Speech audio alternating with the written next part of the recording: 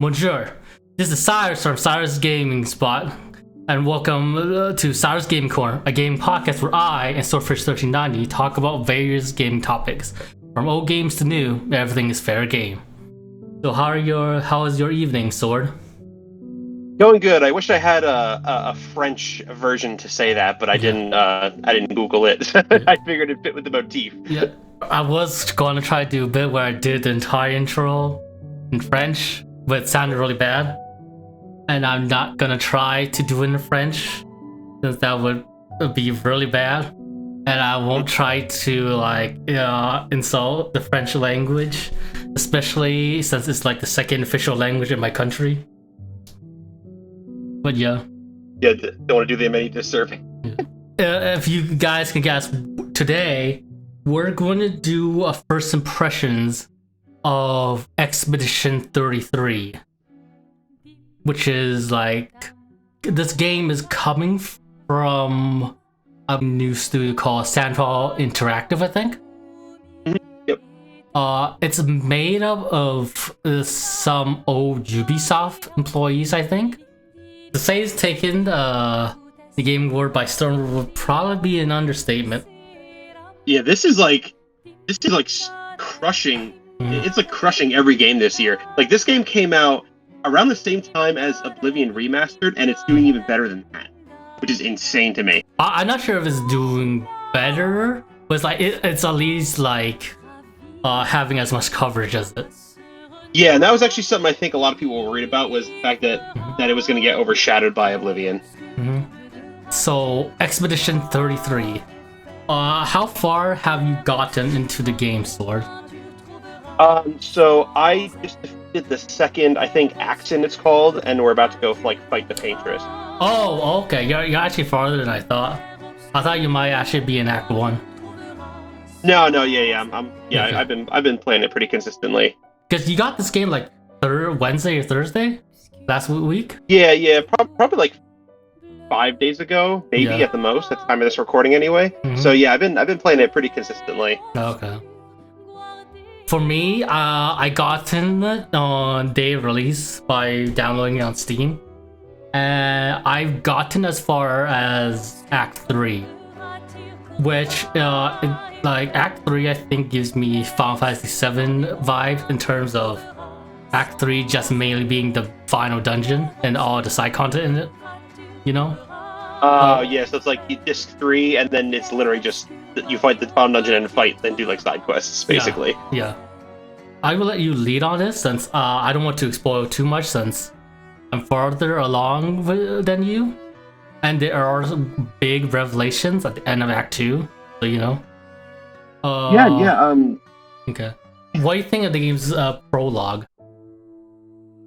I definitely think it's, well, so first of all, I think the game has one of the most original worlds I've ever seen in like any work of fiction. I've literally never seen anything quite like this. This is one of the most creative worlds and overall like stories that I've honestly seen. I would say, And like, the game- I think the world has this very ephemeral, picturesque vibe to it.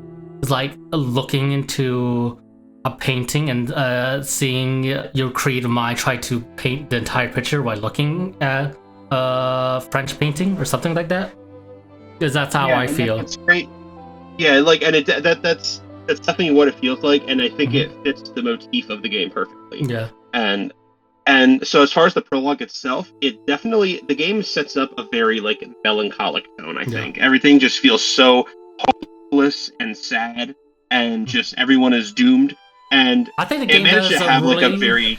I think the game does a really good job of making you invested into the characters. At least you understand why the expeditions happen and how just cruel the world is currently, with how the gamage works within the universe, of how like every year there's this monolith that counts down anyone who's older than the supposed number that's on the monolith disappears. And then how you can see how that would essentially be the end of civilization, and it keeps ticking down into zero. I think they made a very poignant segment in terms of you just going around talking to various people who are going to go through their gamage and their loved ones to see how various people act in what is essentially their final days. And yeah, like that's the thing. It's like everybody's just dying younger, and that's the thing. I think there was a part where they said like people are having kids at like 15 and 16 so that the kids can, like, there is something like that. And that's the other thing too, is I think this game has incredible world building. Like when you travel around the world, you can find journals of previous expeditions, and then the prologue itself managed to have like really strong emotional impact, like with Gustav and his ex-girlfriend, and basically she's just accepted her fate and she just disappears right in front of him. And then you have kids watching their parents disappear, and for all intents and purposes, they're dead. They call it the Gomage. They call it, but at the end of the day, they're all dying. And that's and I think it's just a very effective hook for the story. With its incredible with the incredible cutscene direction and music. Everything like about the entire opening. That cutscene gave me like the same hook as the setting did in Final Fantasy X when Yuna did the setting in Beset, I think. Yeah. I definitely, that definitely seems like pretty accurate a comparison. Yeah. And the game just doesn't like waste any time. Like it throws you into the world. You have the setting established, the expedition. You find why they're doing what they're doing. Why you're going on the expedition. I think like the story is very straightforward in terms of what the entire team and what the entire purpose is up to Act 1 and Act 2, which is to get to the painter and defeat her. And most of the story is you experiencing this very ephemeral, imaginative, and messed up world, and the characters interacting and dealing with it and trying to overcome it, which I think works. I think works real well just because of how messed up and dark the situations are, as well as how interesting and unique the world is. And I think it's even what works too is like as you're exploring the continent, it's very obviously like a post-apocalyptic setting. You'd see remnants of like basically our world. Like you'll walk around. I saw like a bus with overtaken by nature. I saw like a carousel. And yeah, it's obviously it's like an alternative. It's like an alternative 19th century French world. You see what is essentially an Eiffel Tower with it bending naturally. A destroy Arc de Triomphe, and other landmarks like that. Yeah, exactly. And and then the opening is not only emotional; it's very dark. Like as soon as you get to the continent, like the first thing that happens is one of your team gets decapitated by this old guy, and then your entire team just gets slaughtered, and then it's only survivors. It's the main trio, and then and even then the one Mael is separated from the group temporarily. So basically, it's you get there and it's a bloodbath. So to say that the game has a great hook is an understatement. Like I was gripped within the second I opened I hit New Game. And it's just so addictive and immersive, and it just gets you right from the get-go. I think they nailed down how optimistic and good-natured person that Gustav is at the beginning prologue parts of the game. Also, like how they nailed just how human and how this situation is just out of his depth essentially at the beginning, and you see him almost not dealing with it, with him almost ending his own life just because of how things went to the deep end at the start. Yeah, and that was another really powerful scene. Like he was sitting there, all were dead, and he conjured up a gun in his hand, and he was literally contemplating ending it all. And it's just it's very powerful. I feel like Gustav is an interesting protagonist at the start, just because I feel like he's the most normal character in that awkward kind of way, I think. I'd say so. He seems he seems pretty grounded. Yeah, he's grounded, but he has this real awkwardness to him that makes him endearing, I think. Yeah, exactly. Yeah. He just feels very human at the end of the day. What do you think of Luna? so far. Best girl. Best girl. Yeah, I love her design. I love Mhm. her personality. I love her she's like very book smart. She's very pragmatic, and I always love controlling her when I always have her as my avatar because I love the levitating. I always thought that was cool because everyone else just like sprints normally and she like levitates. I always thought that was awesome. So I always control her when I like outside of battle. And I just love her character. I think she's great. I mean, I love all the characters, honestly. Yeah. But I don't know. There's something about her that's very I don't know. She's just a great character. You know what's funny regarding the Gomage? The Gomage makes it that anyone over 30 is an old man, just like in a regular JRPG.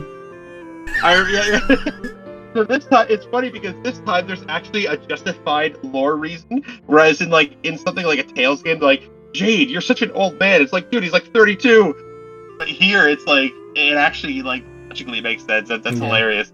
Yeah.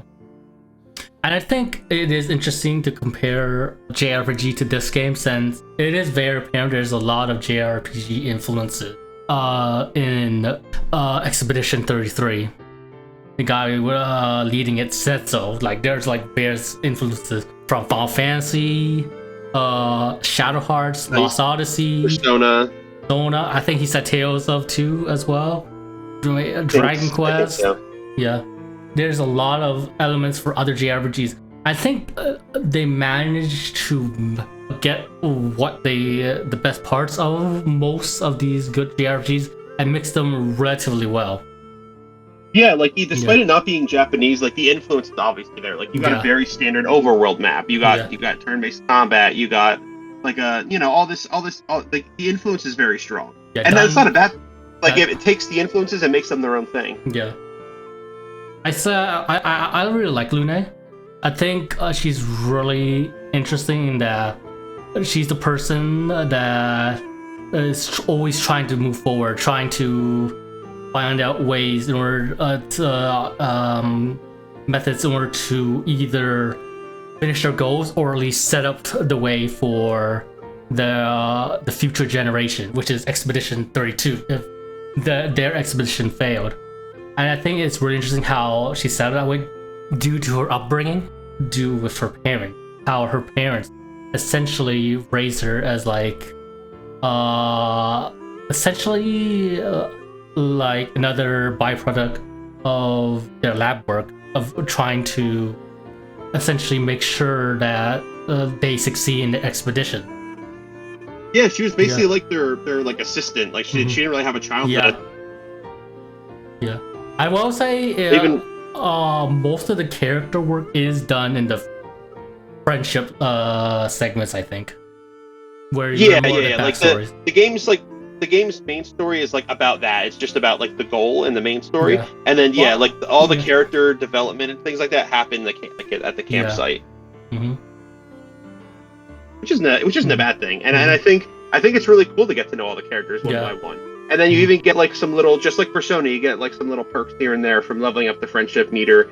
And you mostly unlock their gradient attacks through the friendship levels. Yeah.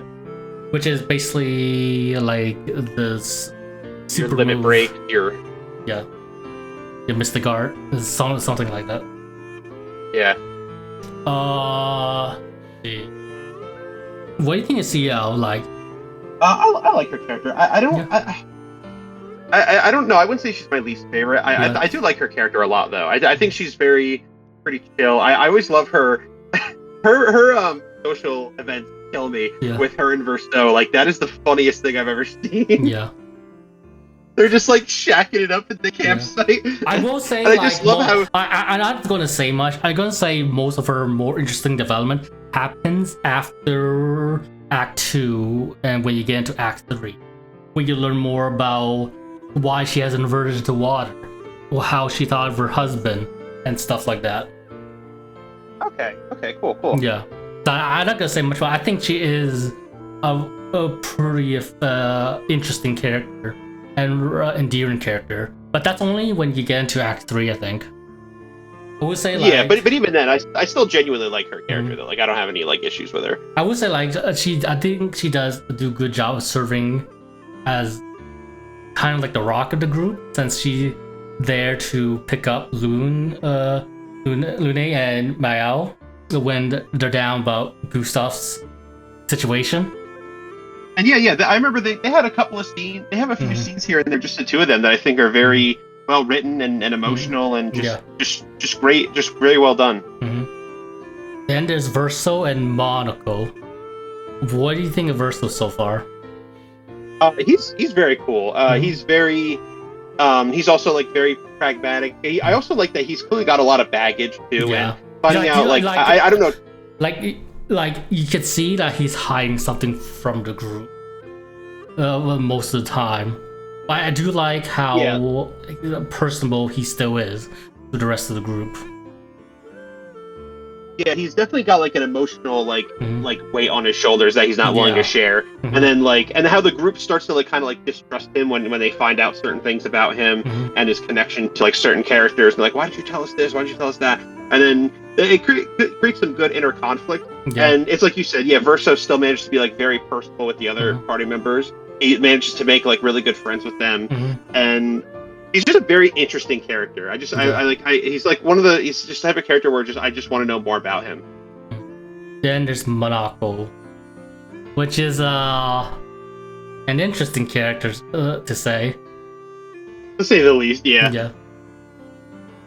I probably think he might be like my least favorite character. I don't think he's bad or anything, but I feel like he kind of like relies on like one personality trait, like which is like he likes to fight. And he wants to fight with like spar with Verso and like you know, I don't know. He's not bad, I think his design is pretty cool.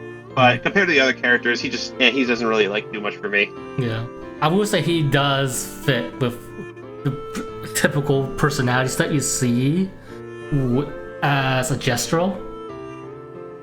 But I do think he does have an interesting relationship with Verso, especially later on when you figure out his ties to Verso.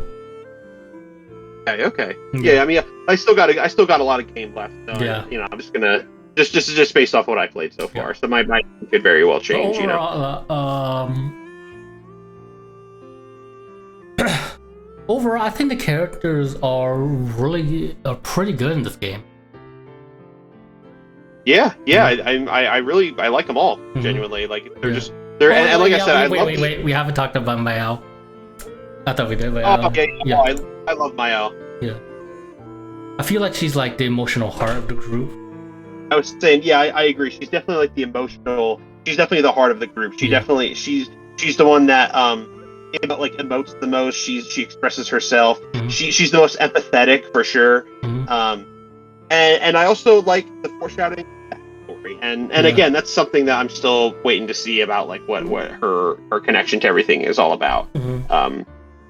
But yeah, she's just a very sweet, kind girl, and she's definitely one of my favorites, I think. Yeah. Well, we already talked about the world, about how interesting and unique it is. Also, like how, despite it being a dark and messed up world, I also like how there's like levity in it, and how like there are like not everything is hostile towards the expedition via the Gestrals. I was gonna say the Gestrals, they're very quirky and like very over the top in the best possible ways. And it's a very depressing world, but it's not all grim and dark 100% of the time. And I think those moments of levity are very effective because it gives you like a little bit of hope in this dead world.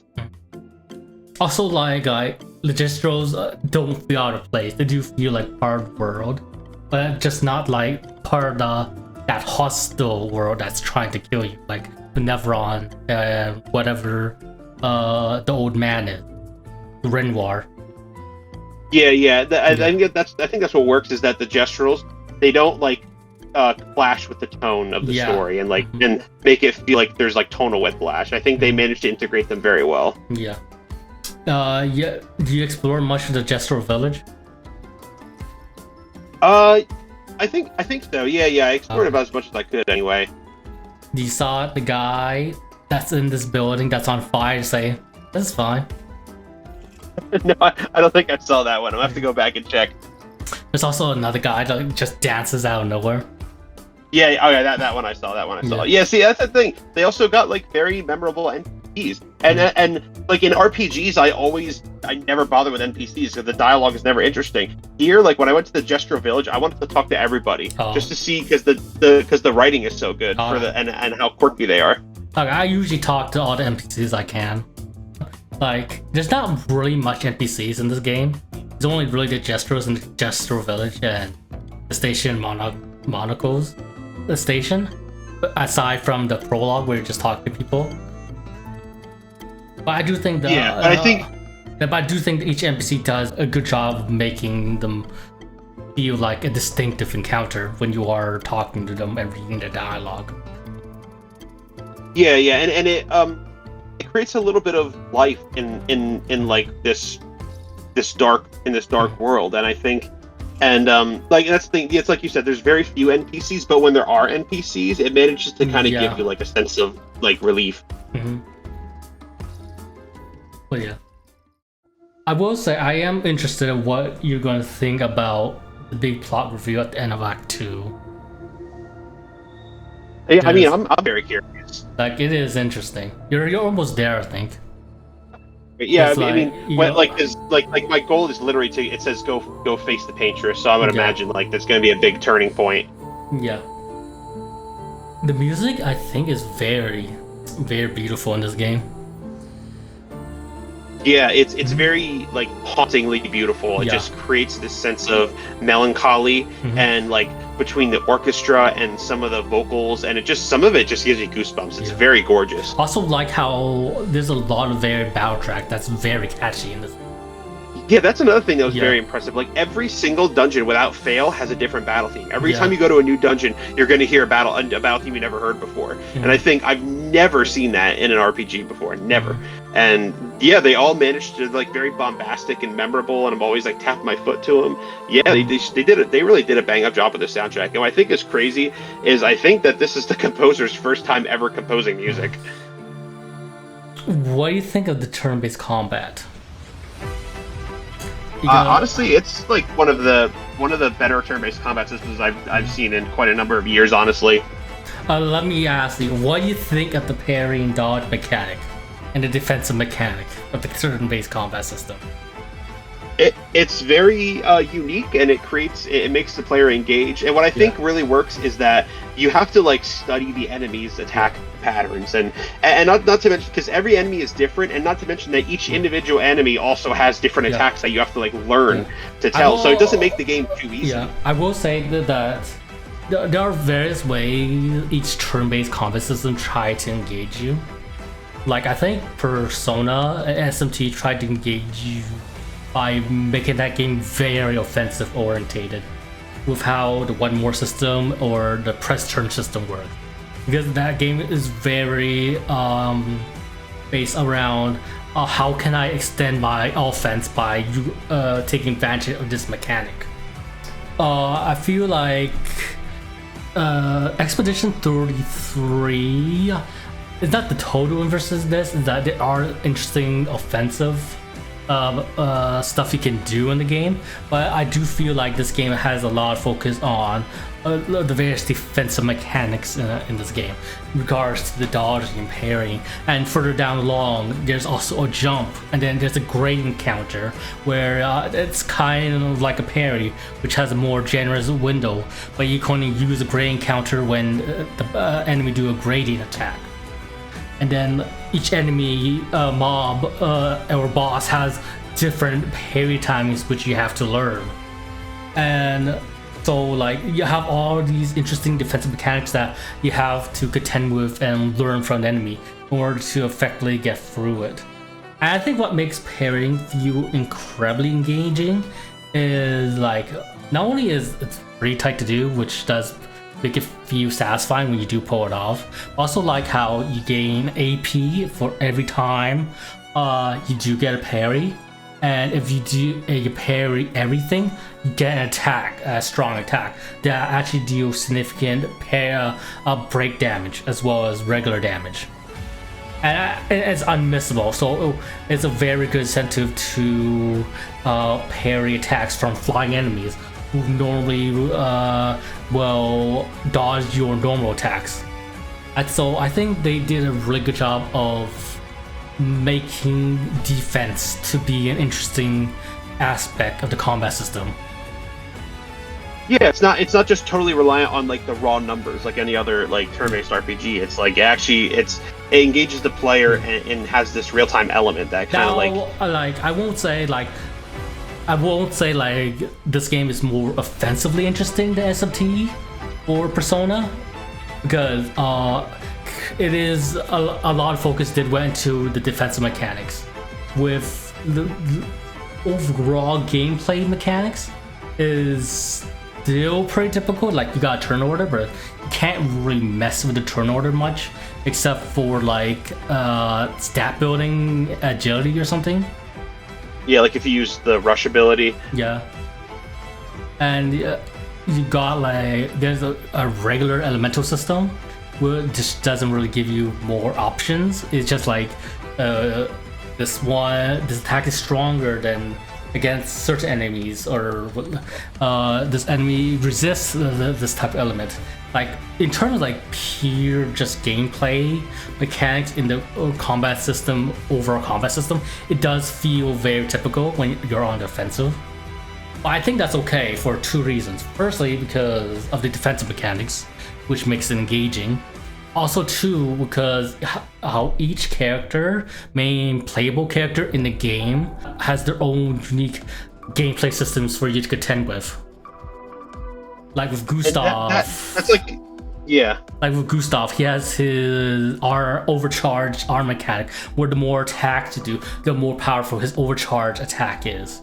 Or Ravesco, where you're encouraged to not get hit, and build up his like basically style meter, where the higher his perfection meter, the more damage, and how his abilities get stronger and have more nifty abilities that are unlocked at higher perfection rankings. Lune is based on creating elemental stains from her attacks, and then using those elemental stains from her smaller attacks in order to power up her bigger attacks. Mayao has a stance system which you have to pay attention to, and with you constantly trying to figure out ways in order to get the best stance at the best possible way. Monako is basically a blue mage, where he has a meter which indicates which type of attacks would be best at this specific time, with you having to use a specific attack either in that meter, and then figure out how that attack will spin the wheel. And CL is like has to do with card system, with the more type of sun charges she has, and then switching it, the better her twilight stances. So each of these characters got some really interesting mechanics to contend with, which does make the combat to be very interesting to contend with, I think.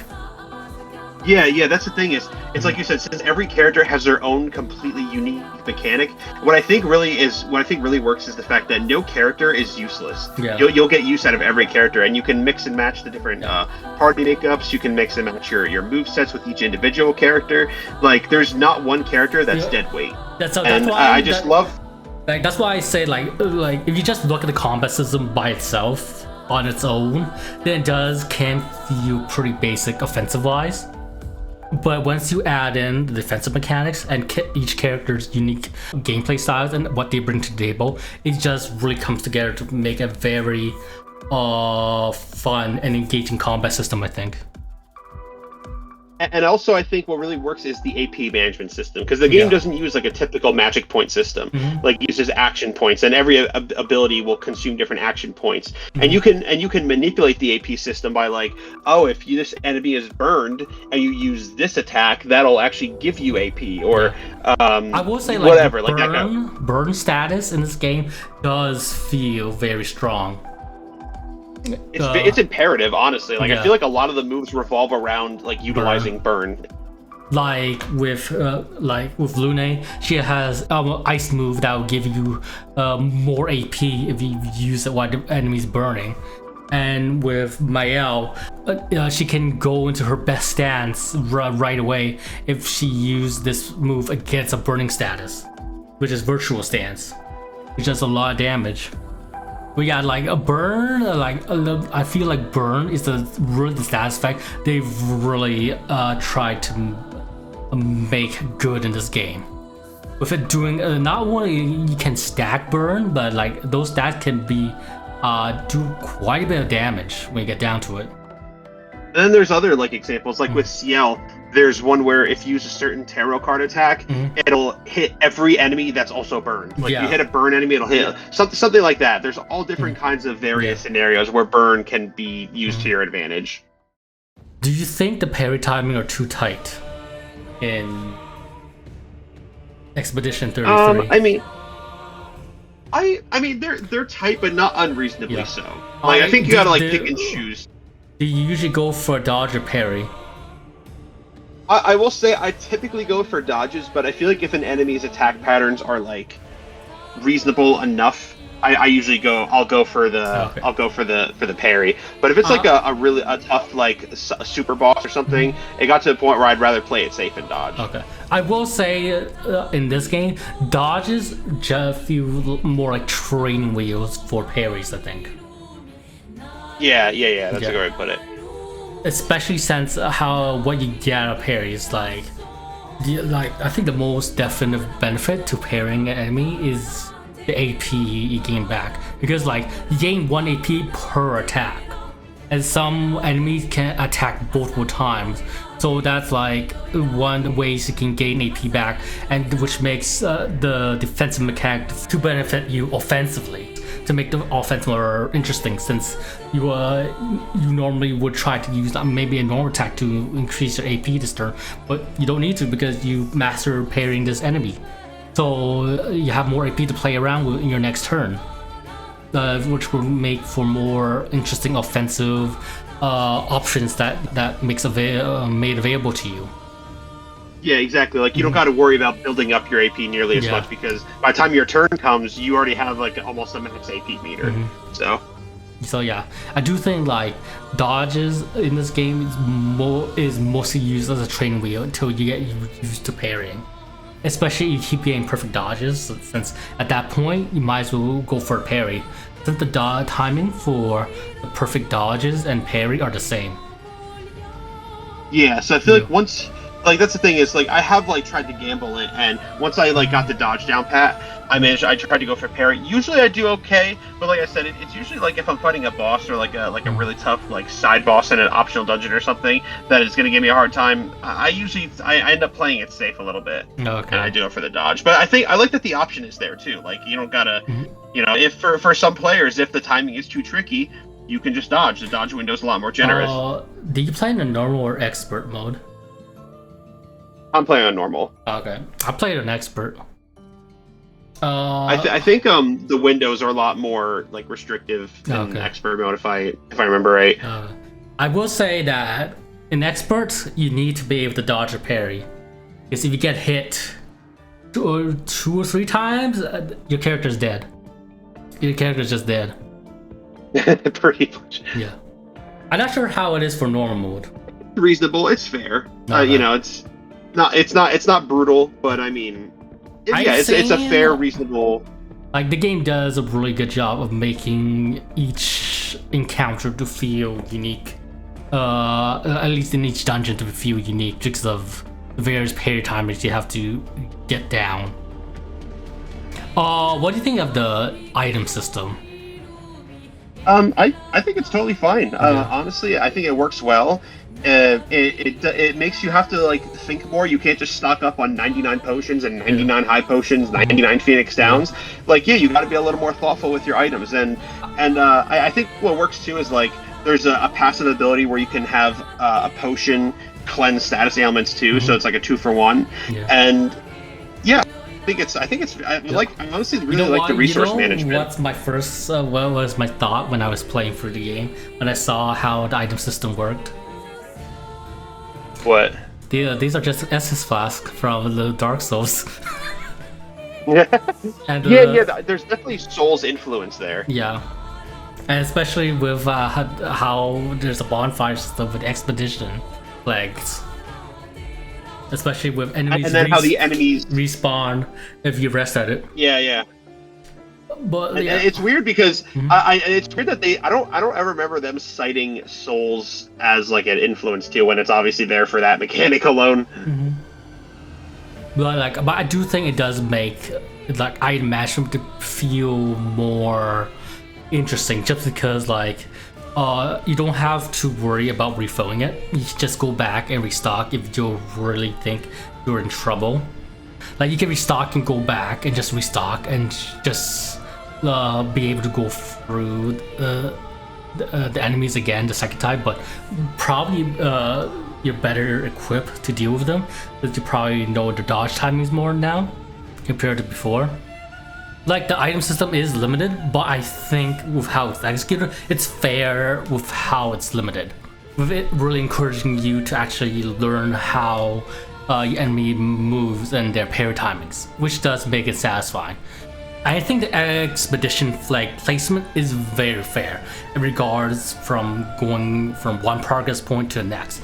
I don't think you ever feel like you're running very low on stock if you're playing well in this game. I know I say playing well, not playing perfectly. And I think... Yeah, exactly. And I think... how many times have you died in this game?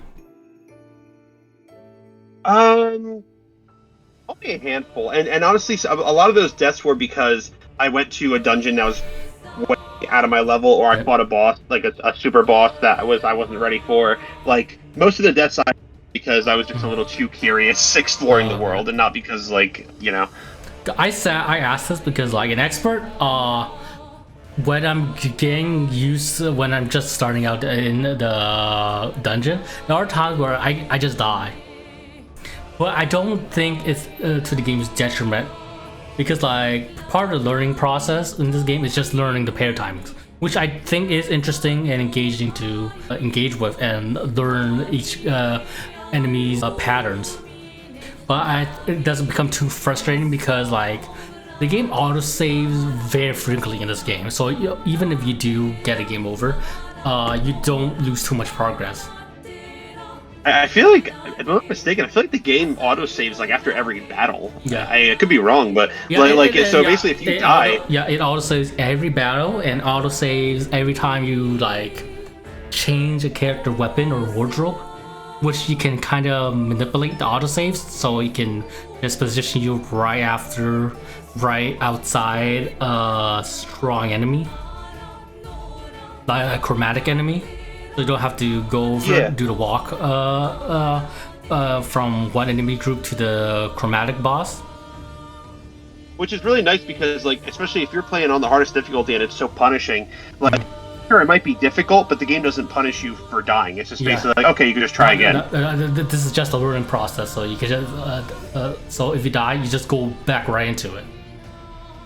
So yeah, I was just asking what you thought of the parry timing, because I heard some people didn't like how integral dodging and parrying is in this game. Since I think they were expecting a much more traditional turn-based system. Yeah, and I mean, if that's what they were hoping for, then I mean, I guess. But the game was pretty heavily advertised as having like that real-time element. So I don't know what people were expecting. I know. Like I think how they did the combat system was really well done. I don't have a problem with it, and I think people asking for them to actually change it and patch it is like really going a bit too far. Well, it's basically saying like it's like I don't like this, make it the way I like it, and that's just not. You know how it works. Yeah, but I think what they have for the combat system is really engaging, really interesting, and overall a really fun combat system.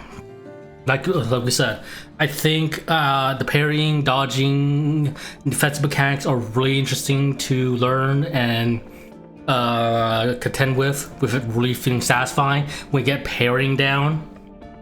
Especially with how you can negate damage that way, as well as gain more offensive options when it is your turn, as well as how you can do damage on your defense. And I think each character having their unique gameplay implementations in terms of how each character plays like, and what each character have their own gimmick is incredibly interesting too. And yeah, and that's the thing, is like you said earlier, like the actual combat mechanics themselves are very basic, but I think it's the unique character mechanics that makes the combat interesting and more technical than it really is. Now, I won't say too much about the endgame balance, since this just I'm just commenting on what you've experienced so far. But what do you think of the difficulty balance on the normal mode, at least? It seems like a pretty steady difficulty curve. Like the game started off like really easy, then it started to get more technical. I had to be more thoughtful with my dodges and parries, and the game never really felt like it was unfair. It's been a very steady curve. So I feel like anybody who's like, is the game balanced, or is the game too easy, too hard? Honestly, in normal mode, if I'm talking specifically normal mode, I think the game is very, very balanced. So I don't have any issues with it. On expert, sometimes you can just die if you don't know, if you misread the parry timings. But like I said, that's okay. So with how the game auto saves you constantly, you can just get right back into it. But even if the parry time can be a bit tight, but I still think they're pretty fair. Given I think the game does a pretty good job to know like when you parry too early or too late. Yeah, it's very good at communicating like what you did wrong. What do you think of the delayed attacks you see from time to time when the enemy does do it? I mean, I guess they're annoying when they happen, but it's like not so much of a hindrance that it like really is that big. Like I play on Elden Ring, so I'm used to delay attacks, so they're whatever to me. I'm just wondering what you thought of them, since you probably haven't played any of the Soul games or Elden Ring. No, yeah, that series is foreign to me. But yeah, I mean, I guess they're kind of annoying when they happen, but it's whatever, just deal. Okay. I think they might be necessary just because of how parry-based the game is. So it's interesting to throw you a curveball like that. Yeah, I mean, it keeps you on your toes. It keeps you more attentive to the to the combat. Oh yeah, the Lumina System. What do you think of the Lumina? I think the Lumina System is a very interesting skill system to learn to implement in this game. Yeah, well, I mean, if on a surface level, and honestly, it's essentially kind of like it's like the skill. Final Fantasy 9, Tales of Vesperia. Yeah, it's like the skill system from Tales of Vesperia, where you basically equip all these different pictos, and then once you go through 4 battles, you learn them right away. And then you can get other characters to learn them. And then you have to think of which one you want to implement, since each character got the set amount of Luna points that they can use. So you have to balance between Luna points and maybe equipping the picto you want on the character you want. And I do think, because if you equip the picto, then you don't have to spend Lumina points to equip it. That's just a free passive ability right there, which is nice. Yeah. So I do think there are some very bonker Lumina abilities that does make it really interesting to play around with. Yeah, like I always try to Lumina points on abilities that will like grant me AP, you get 3 AP from killing an enemy. You have there's what I have for all my characters, where it's like you have 2 hits for your normal attack. That's 2 AP right there, and all kinds of different like methods to manipulate the AP system in my favor. There's a Lumina that gives you shield if you go under 50%. There's one where you have half your health, but you get 3 shields. There's one really strong one where you have double turns, so like you get booed twice in a row. And another thing too I really like, honestly, is that when you learn a skill, every character has access to it right away, Yeah. and not just that character. And honestly, like when you say it out loud, it might sound like it's kind of easy, but there are literally like hundreds upon hundreds of pictos that like having to switch around every character would just be a humongous hassle. Yeah. So I think that honestly, I really like that. All you have to do is have one like, character master it. Yeah, it works with this game because like how universal the picto is. Like I don't mind it. Like the only other skill system like this that comes to mind is Tales of Vesperia. But Tales of Vesperia, every character got a unique weapon with a unique skill pertaining to that character, so I didn't mind it too much. Yeah. Whereas in here, all the pictos are, like you said, universal. Every character can use them. So like you'd have to be like, oh, I learned SOS Shell on Gustav. Now I got to equip it on Lune. Do the same thing. Equip it on. You don't have to do that here, which is really nice. With how universal the Luminas are, or Picto skill is, I do think it was a good card to. Once you learn it, everybody learns it. Yeah. I think that was the better call. I would say, and then you got to strategically use your Lumina points to equip the skills that are best. Yeah, it's just a really good system. What do you think of the damage limit? For where I'm at, my damage cap's at 9,199. Yeah. So do you think it's and I remember like, do you think it's a detriment to where you are right now? So far, no. Honestly, like I've been able to deal with like enemies and bosses like pretty easily. With like, as long as I like, for example, like as long as I have like Mael on Virtuo stance and where it's like she consistently stays in it, or I have elemental stains for Lune, and I use that mayhem ability, which like casts like 4 abilities on. As long as I use all my best abilities at all times, honestly, the damage cap for me has never been an issue. But I would imagine like going forward, like into Act 3, it's probably going to be more of a hindrance. I will say where I'm going to need to raise the damage cap. I will say I do feel its hindrance with like 70% for Act 2, just because like. If you fight some of the super bosses in Act 2, you really see, you really do need the damage limit exceeder skill in the game. Because 9,999 doesn't really do much against some enemies like Sprung. It really doesn't. Yeah. So it sounds like the initial damage cap can only get you so far, really. Yeah. And I do. So what do you need? Do you need a skill to? Yeah, you get a skill that let you pass the damage limit in the main story. Okay. Oh, in the main story. Okay, so you can't miss it. Okay. You can't miss it.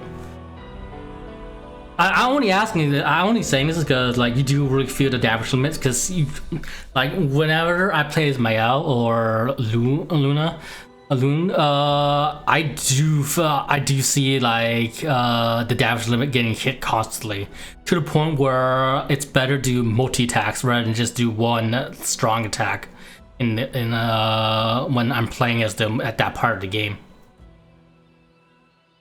Yeah. So I mean, for expert mode and just for the super boss and everything, I could definitely see why it would be a hindrance, and so I definitely think it'll be beneficial to learn that ability to bypass it. Okay. What do you think the world map system? I do like how the game opens up when you do get to the world map, especially when you get SKA. When you get them to be able to swim. The world becomes the world becomes exponentially like better and more open once he can swim.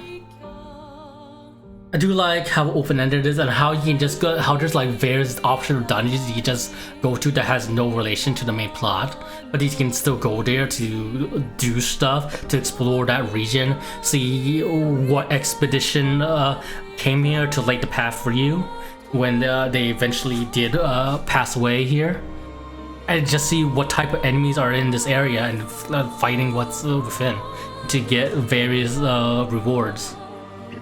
And honestly, like, here's the thing: is like when it comes to overworld maps and old school RPGs, a problem most of the time is that they're kind of there just for like window dressing to give the illusion that you're in this big expansive world, but at the end of the day you're still basically traveling from point A to point B, and those kinds of games don't really open up until the final hours. Whereas here, like, I'm only in Act 2, and I'm swimming around on Eskia, and I'm finding all these like little hidden dungeons. I'm finding like mini bosses, like basically akin to like Xenoblade Chronicles, where you'll find like a big towering enemy, Yeah. and it's like this game rewards curiosity. Yeah. So like honestly, like a lot of the times I tend to just kind of like be whatever with overworld maps, because like I said, they're there kind of just to like make it feel like a big expansive world, when generally speaking it's not. But here, this feels like I'm exploring a world. Like I actually am encouraged to go on the world map and go off the beaten path, and I'm always being rewarded for it. And honestly, like I can't remember last time I had this much fun exploring an overworld map, like in like an old school RPG fashion, because it actually encourages me to go explore.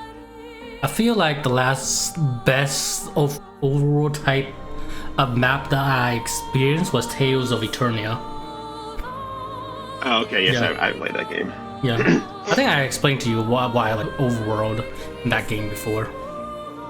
But Yeah, I remember you told me a little while back. Yeah, I remember. But overall, like the overworld, I do think it's one of the more interesting overworlds in I've experienced, just because of how open-ended, how many optional dungeon areas that you can go into and explore, and like, I do think it's also interesting the dungeons themselves, with how they're much more expansive than I thought.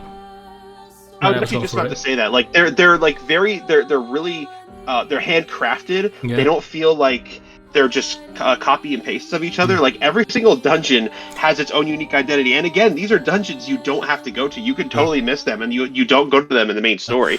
And they went out of their way to craft these beautiful dungeons. Well, not just the quantity. I do think like each dungeon themselves are much more bigger than I thought, because like like when you're going through Final Fantasy X, like the pathways is pretty linear, especially going through Final Fantasy 13. But there's a lot of optional areas and hidden paths in Expedition 33, which surprised me. And yeah, they managed to make each dungeon have their own like identity, and they're memorable, and they're beautiful just to look at. They're these gorgeous vistas, and you could find again like the journals of the previous expeditioners who passed away, and reading like their final moments. And they managed to make it worthwhile, not just for like experience and finding a boss, just from a world building and lore perspective. They managed to make all the dungeons worth exploring. Yeah. Is there anything else to talk about in this impressions video? I guess maybe voice acting. I think the voice acting is really well done. I'm playing it in English, and I think the voice cast is like really top tier. Yeah. I think the voice acting is really, really good. So and plus you got Ben Starr as Verso, Clive Rossfield, and he sounds just as badass as he did in Final Fantasy 16. You know Andy Serkis is in this game? Oh yeah, I heard about that. Who does he play? Renoir. Oh yeah, right. Yeah, oh that's so cool. They got some big name actors for this. That's Charlie crazy. Cox in here as Gustav, which I think is the main actor who played as Daredevil in the Netflix show. Yeah, that was him. They got the lady who voiced Shadowheart to play as Mael in this game, I think too. That's right. Yeah. So yeah, like overall, I think the voice acting is pretty good in this game. Yeah, between the actors themselves and the script is really well written, and the dialogue sounds very natural, and the voice direction, honestly, it's pretty top notch. I really don't have any complaints with it. Yeah. Anything else? I think that's about it. Yeah, that's about it. I can't really think of anything else. Overall, like, I'm near the end of the game. I think so far, like, I haven't gotten to the final dungeon yet. I still have to do side content, but so far, I think this is like, honestly, one of the best RPGs that's released this generation. I agree. It manages to encapsulate what we love about like some of the old school RPGs while also giving its own identity. Like I said, the story and the setting are so original that I really can't think of anything like it that I've seen. And it manages to take all these different inspirations and fuse them together and create something that is totally its own thing. And it's just overall, it's just a great game. And I really think this will end up being my game of the year. And I definitely think this is the contender to possibly win Game of the Year at the Game Awards. I honestly, I could see that happening. I definitely see, even if it doesn't win Game of the Year, I definitely think it'll sweep the awards. I'll definitely win Best RPG, Best. Yeah, I definitely think it's a contender. So yeah. I think that's all for this video. We might do a full-on discussion video on Expedition 33 when we both beat it. But so far, really strong impressions from what we played, which is quite a lot, but still, you know. Yeah. But yeah, we could. I'm sure we'll probably do like a full coverage review of it, like when we both finish it one of these days. So. Anyway, this is Sirus signing off. Take care, everyone. I was gonna try to say goodbye in French, but I don't know the word, so I'm just gonna leave it at that.